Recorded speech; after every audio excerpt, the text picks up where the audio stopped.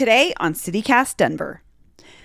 There's been a lot of talk nationwide lately about ShotSpotter, the surveillance technology that alerts police to the sound of gunfire, and a lot of questions about the tech's reliability and accuracy.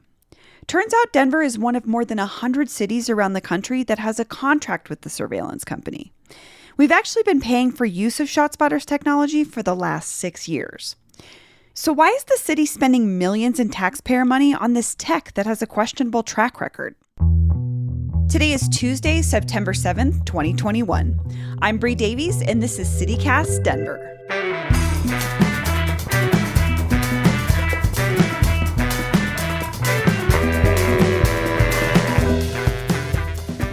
Elena Alvarez, Axios Denver reporter. Welcome to CityCast Denver. Thank you so much for having me. It's great to be here. So we're going to talk about ShotSpotter. Can you explain what ShotSpotter is? Yeah, sure. So a really high-level explanation of it is that ShotSpotter is a network of sensors installed on telephone poles or streetlights that can detect gunshots and then alert police officers. Okay, and so I think that kind of gets to the issue at hand here, though, right, is that it's not necessarily picking up gunshots, so it's not as reliable as it sort of was marketed. Can you talk a little bit about what that means for ShotSpotter? Yeah, exactly. And so, this was really highlighted recently in a new Associated Press investigation, which calls out serious flaws in using ShotSpotter for that exact reason you just mentioned, Bree. The reason is that ShotSpotter, it's technology, it's not a real human, so it can't really differentiate, a pop of a firework or a pop of a car backfiring versus the pop of a gunshot. And so there's a lot of false alarms that happen that send officers to a location, aka use up resources for things that do not require police response. There are some other problems with ShotSpotter as well, including the fact that, some judges have thrown out ShotSpotter evidence, and those who haven't have often put people in jail mistakenly. This is because, number one, the data that ShotSpotter picks up can be unreliable for the reason we just talked about. Two, a lot of this technology is installed in crime hotspots, which are often disproportionately Black and Latino communities, which means that these false alarms can often falsely incriminate somebody who is a person of color just because that's where they live. Sure. And I live in one of those so-called crime hotspots in Denver where this tech is likely placed. I know that they don't reveal exactly where it is. And we do have high instances of gun violence, but we also have fireworks. Like, we have a fireworks season, like May to September, it's fireworks. It's not just 4th of July. Also, the car backfiring thing is really interesting because I live off of Federal Boulevard, which is where a lot of people are racing and cruising. And so there's a ton of backfire from cars. So I guess I have a hard time understanding how this technology is really solving the problem. What did you learn from the data about ShotSpotter that DPD has provided?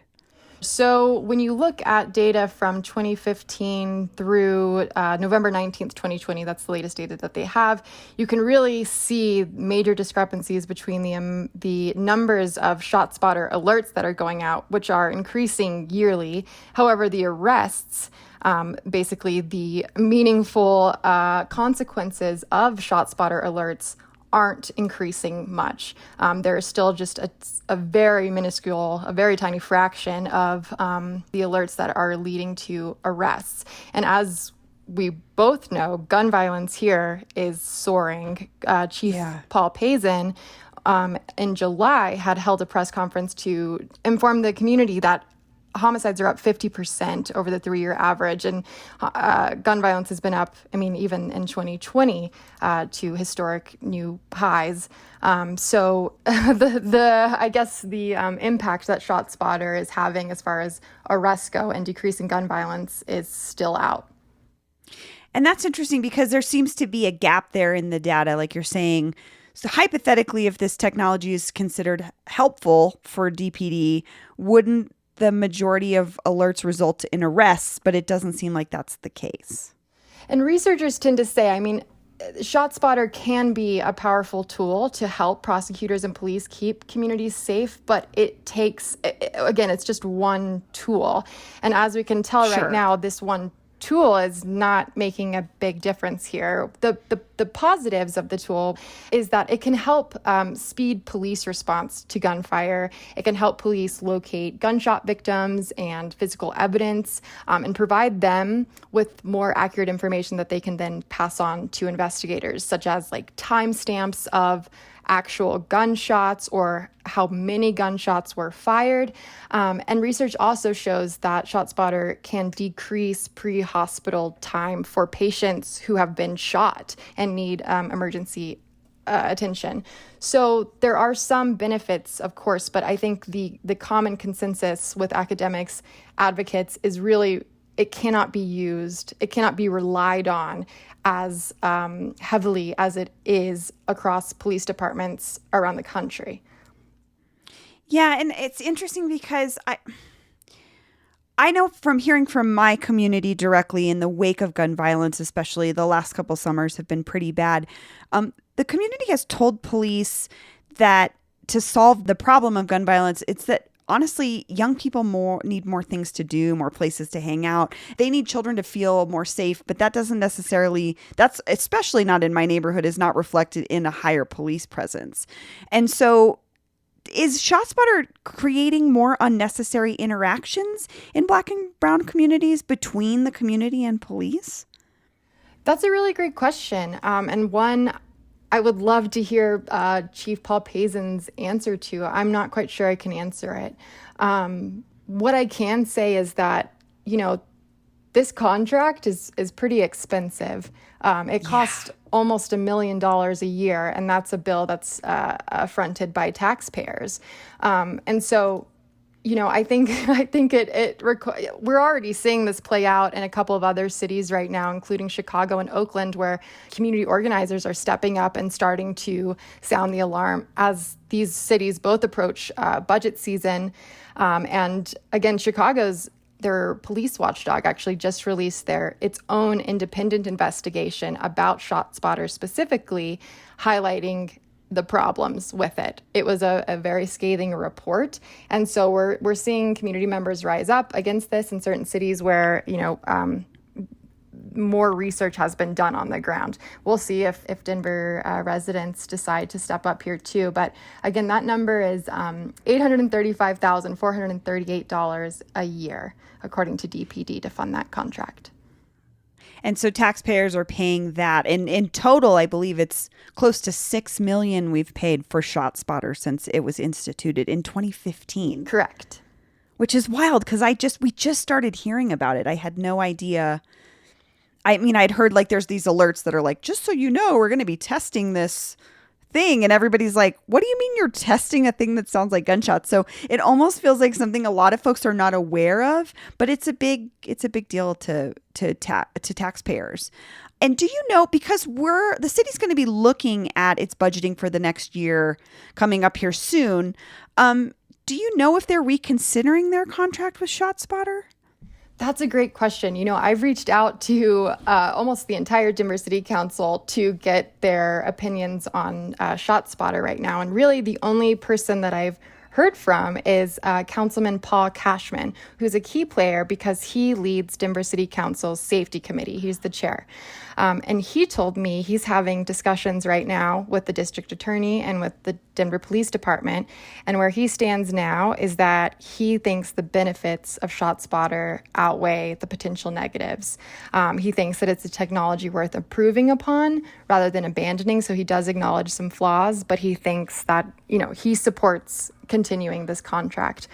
So as the head of the council safety committee, I think that's pretty telling, but we'll see. We definitely know we have some vocal supporters of defunding the police on council, including, Councilwoman Candy Baca. But like you said, Mayor Michael Hancock, he's going to present his proposed 2022 spending plan to the Denver City Council by September 16th. So this will be coming up very soon.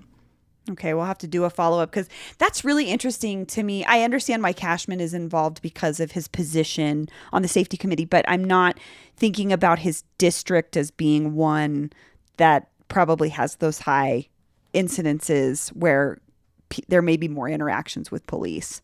Did you hear from DPD while you were looking into this? Were you able to talk to them directly about ShotSpotter? I know they're kind of vague about where it is and how it's utilized, but Yes, and I don't know exactly where ShotSpotter is in Denver. I know they had a press conference, I think a year ago or a couple years ago, about installing it near Coors Field. So that is one location that it definitely is. What I did talk to them about was just where they stand on it, knowing the new research that has come out, and they continue to tout the technology. They say that it is helping them to come to a scene faster and to do their jobs better. They think it's a valuable tool. That was a quote. Well, interesting. It'll be interesting too to look at, like you're saying. We actually have a sister podcast in Chicago that did some reporting on ShotSpotter as well. And so I'd be curious to check into that and just see. That might be our best gauge at this point, is how other cities are, what they're uncovering as well. Did you have any lingering questions in doing this reporting that you didn't get answered, or things that you're still wondering about the technology and DPD's use of it? I mean, this was really a very high level report, and I have a lot of questions, and this is a story that I want to keep sort of chipping away at. Number one, figuring out exactly where these sensors are located. I think that would be fantastic to map out. Secondly, just following, the discussions around funding it. I think I have a lot of questions out for council members who have not responded to me. So that is a big question. And again, just looking more into some of this data that I got from DPD. Again, the chart that was in my reporting was just a high level look, but there's a lot of different ways to kind of look at this data and tease it out. And so I think just stay tuned, because this is certainly not the last story that I will write about this technology. And I'm also curious, like you said, how other cities are going to react now. I mean, this technology is installed across over 100 cities in the U.S. So the implications of the findings, the new research, are pretty big. Yeah, and that's a way bigger data set if we're able eventually to look at 100 cities' usage of this. Absolutely. Well, Elena, thank you so much. Thank you, Bree. I really appreciate talking to you and for having me on the show. And here's what else is happening in Denver today. As we reported last week, the STAR program, which sends mental health professionals and paramedics to respond to some 911 calls instead of police, is expanding in Denver. Now, a similar program will be launching in Aurora, too. Denverite reports that the Aurora Mobile Response Team is a pilot program funded for 6 months and employs a staff of 2 who will address mental health calls similar to STAR.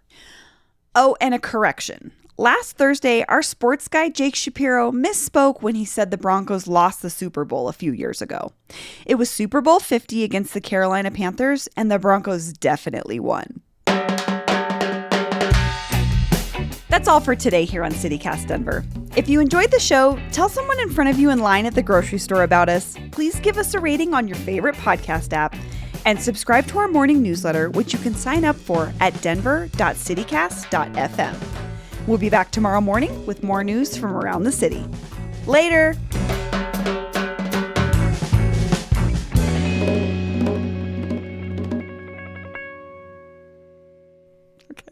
My voice just gives out on Denver every time. It's like how I say it.